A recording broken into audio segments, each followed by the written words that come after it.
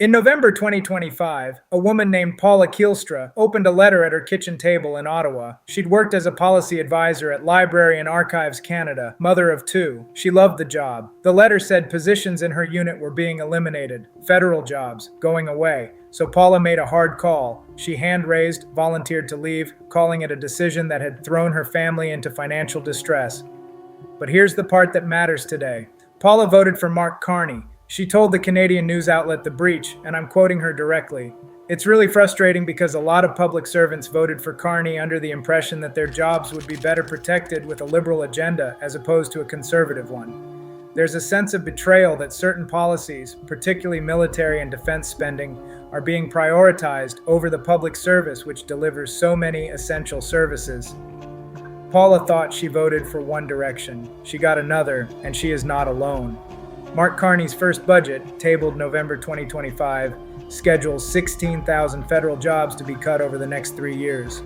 The longer-term plan, shrink the public service to about 330,000 workers by 2029, roughly 40,000 fewer positions than the 2024 peak. The Prime Minister calls it right-sizing. Public service unions call it the deepest cuts in over a decade. Both, in their own way, are right. Today on Money Mechanics, how Mark Carney's quiet economic reset is already hitting Canadian paychecks, and why what looks like a tax cut here and a grocery benefit there is actually one coordinated shift in direction. I'm with Money Mechanics. Here we explain how economies, markets, and policies really work, in simple language, for everyone. Let's start where Carney started. March 2025. Justin Trudeau resigns. Mark Carney, former governor of the Bank of Canada and Bank of England, former chair at Brookfield, wins the Liberal leadership with over 85% on the first ballot. He takes office March 14th. His first act as Prime Minister, ending the consumer carbon tax, done by April 1st. He calls an election, he wins. A minority government, fourth consecutive Liberal mandate. His pitch was clear: cut taxes for the middle class, build homes faster, stand up to Donald Trump's tariffs, make Canada strong. By July 1st, the middle-class tax cut was law. By September, a federal housing agency, Build Canada Homes, launched with $13 billion. By November, his first budget, Canada Strong, was tabled. And in January 2026 at Davos, Carney told the World Economic Forum the rules-based international order was over and Canada needed strategic autonomy. That's the public face of Carney's first year: serious, technocratic, fiscally cautious. Here's the question. What does Carney's first year actually do to a Canadian paycheck? Whose paycheck goes up, whose goes down, and taken together? Where is Canada actually heading? That's what we're following the money on today. Start with the middle-class tax cut. It's the move Carney leads with. The mechanic is simple. The federal income tax rate on the lowest bracket, the first $57,000 of taxable income, dropped from 15% to 14%, 1 percentage point. Effective July 1st, 2025. 22 million Canadians affected. Cost over 5 years, $27 billion. Carney's pitch was up to $840 a year for dual-income families. But here's what the Parliamentary Budget Officer, Yves Giroux, actually found. The average Canadian family will save $280 in 2026. The per-person average saving in 2025? About $90, because the cut only kicked in halfway through the year. $280. Real money, but not transformative. Now here's where it gets interesting. The maximum benefit from this middle-class tax cut is $574. Anyone earning above $57,000 gets the same maximum, all the way up to the top earner in Canada. Galen Weston gets the same $574 as a postal worker earning $60,000. Unlike Trudeau's 2015 middle-class tax cut, which had an offsetting tax increase on incomes above $250,000, Carney's version has no such offset. The billionaires keep the cut, and the same week, Carney canceled Trudeau's planned capital gains tax hike on amounts over $250,000 a year. That alone saves the top 0.16% of Canadian tax filers about $1.8 billion in 2027. The middle-class tax cut is real, but it's also where the new direction starts showing.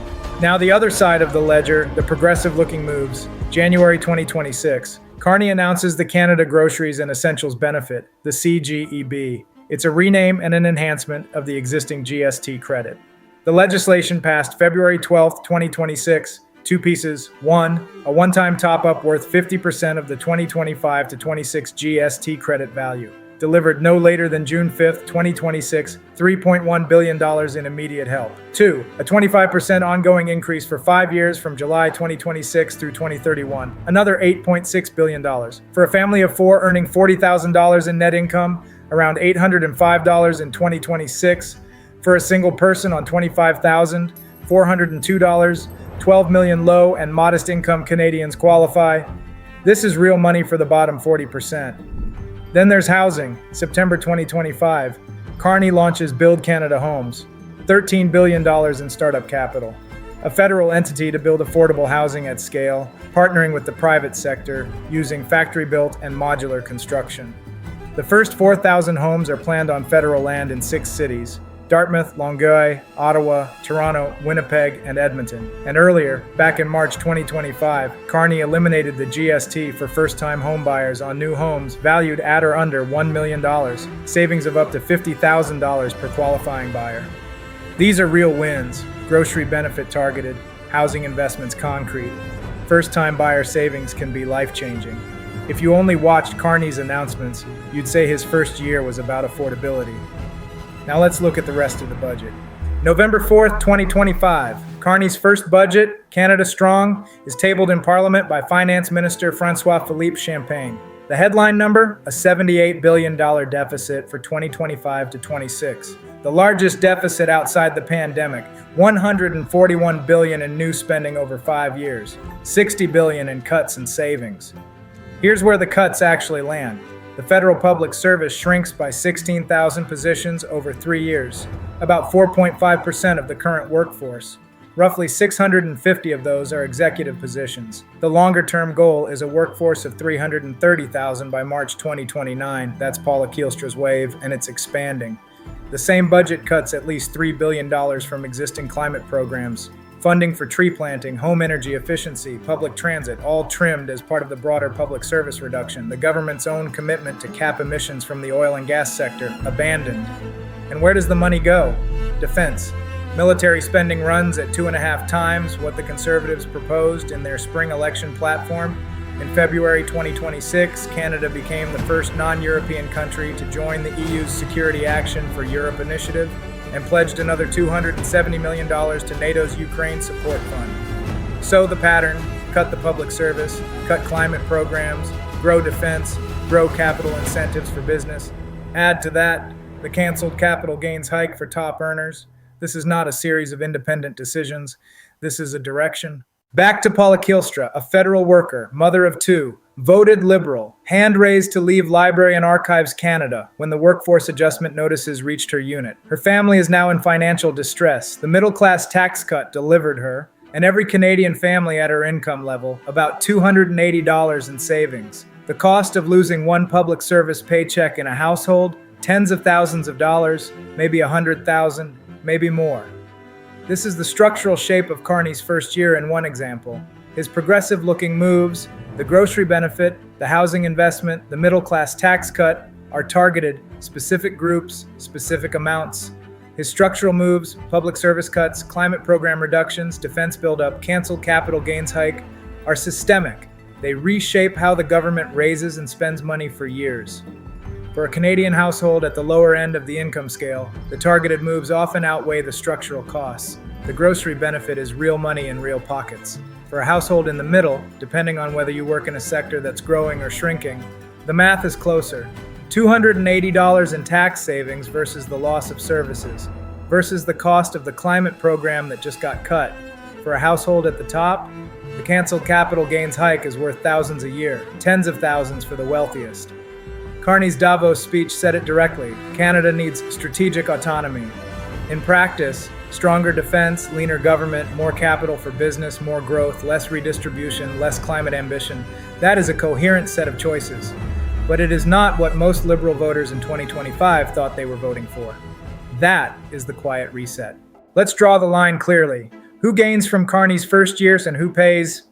The winners, low-income families. The Canada Groceries and Essentials benefit is real money, up to $800 for a family of 4 on 40,000.